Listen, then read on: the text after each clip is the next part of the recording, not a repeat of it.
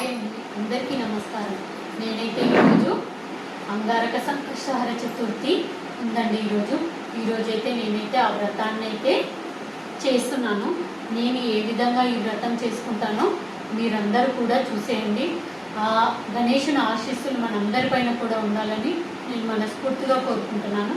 నా పూజా విధానాన్ని మీరు కూడా చూసేయండి. ఈ సంకష్టహర గణపతి వ్రతాన్ని ఎందుకు ఆచరించాలంటే, మనకు ఏ పనులలోనైనా ఆటంకాలు, వ్యాపారాభివృద్ధికి, నరదృష్టి ఉన్నప్పుడు ఈ వ్రతం మనల్ని కాపాడుతుందండి. బహుళ పక్షమే చతుర్థి నాడు ఈ వ్రతాన్ని అయితే మనం చేయాలి. ఈ నెలలో అయితే అంగారక సంకష్టహర చతుర్థి వచ్చిందండి. అంగారక సంకష్టహర చతుర్థి అంటే మంగళవారంతో కూడినటువంటి సంకష్టహర చతుర్థి అని అర్థం. మొదటగా నేనైతే ఆచమనం, సంకల్పం, తరువాత కలశారాధన కూడా చేసుకున్నాను. మొదటగా పసుపు గణపతికి షోడశోపచార పూజనైతే చేసుకొని ఈ వ్రతాన్ని ఎలాంటి ఆటంకాలు లేకుండా జరగాలని కోరుకున్నాను. గణపతికి పూజ చేస్తున్నాం కదా, మళ్ళీ పసుపు గణపతికి పూజ ఏంటా అని మీరు అందరూ అనుకోవచ్చు. మనం ఏ పూజ స్టార్ట్ చేసినా కూడా గణపతిని అయితే కొలుచుకుంటాము. ఈ సంకష్టహర గణపతి వ్రతంలో కూడా మనం మొదటగా పసుపు గణపతిని అయితే షోడశోపచార పూజలతో మనమైతే అర్చించుకోవాలి. ఆ తరువాత సంకష్టహర గణపతికి షోడశోపచార పూజను కూడా చేశాను. తర్వాత మనం చేయాల్సింది ఏంటి అంటే, ధ్యాన శ్లోకం అనేది తప్పకుండా చదవాలండి. సంకష్టహర గణేశ వ్రతంలో ఈ ధ్యాన శ్లోకం అనేది తప్పకుండా చేయాలి. అలాగే పంచామృత స్నానం కూడా నేను చేశానండి. అంగపూజ అయితే కూడా నేను చేశాను. అంగపూజ అంటే ఏంటంటే, గణపతి పాదాల నుండి ఒక్కొక్క అంగానికి మనం పూజ చేయాలి.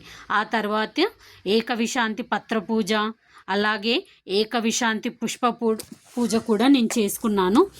ఆ తర్వాత అష్టోత్తర శతనామావళి కూడా నేను చేసుకున్నానండి.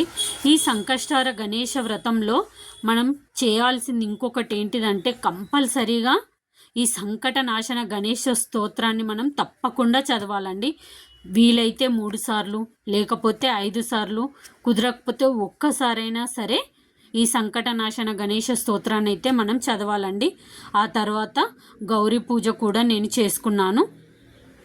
ఆ తర్వాత నైవేద్యం కూడా సమర్పించాను. ఈ వ్రతంలో అయితే 4 కథలు ఉంటాయండి.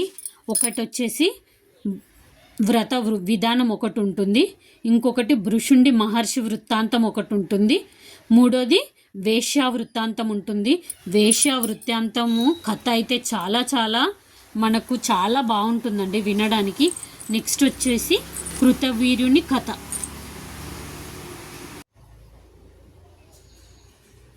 కృతవీర్యుని కథను కూడా మనకు చాలా బాగుంటుందండి. గణపతికి అయితే అర్ఘ్యాలు మొత్తం 12 అర్ఘ్యాలను మనం సమర్పించాలండి. ఒక్కొక్క అర్ఘ్యానికి 4 సార్లు ఇవ్వాలి. అలాగా 3 అర్ఘ్యాలకు 4 సార్లు అర్ఘ్యాన్ని సమర్పించాలి. ఆ తర్వాత మనం చంద్రునికి, రోహిణీదేవికి కూడా ఆవు పాలు ఇంకా తెల్ల బియ్యంతో అర్ఘ్యాలను సమర్పించాలండి. ఆ అర్ఘ్యాలు 3 ఉంటాయి. ఆ 3 అర్ఘ్యాలను మనం సమర్పించాలి. ఈ అర్ఘ్యాలు చేయడంతో మన పూజ అయితే కంప్లీట్ అయిపోతుంది. అసలు ఈ పూజ చేయటానికి నియమాలను మనం తెలుసుకుందాము. ముందుగా అయితే ఈ వ్రతానికి ఆచరించవలసిన నియమాలు ఏమిటంటే, ముందు రోజు ఆ రోజు బ్రహ్మచర్యం అనేది పాటించాలి. అలాగే మద్య మాంసాలను కూడా తీసుకోకూడదు. పగలంతా ఉపవాసం ఉండి సాయంత్రం తలస్నానం చేసిన తర్వాత ముడుపు కట్టిన బియ్యాన్ని పాయసాన్నం, ఉండ్రాలు చేసుకొని అవి నైవేద్యంగా సమర్పించి ఈ వ్రతాన్ని అయితే మనం కంప్లీట్ చేసుకోవాలండి. నా వీడియోస్ కనుక మీకు నచ్చుతున్నట్లయితే ప్లీజ్ నా ఛానల్ని సబ్స్క్రైబ్ చేసుకోండి. అలాగే మీకు ఎన్నో ఇంకా పూజ వీడియోస్ని నేనైతే అందిస్తూ ఉంటాను. Please subscribe.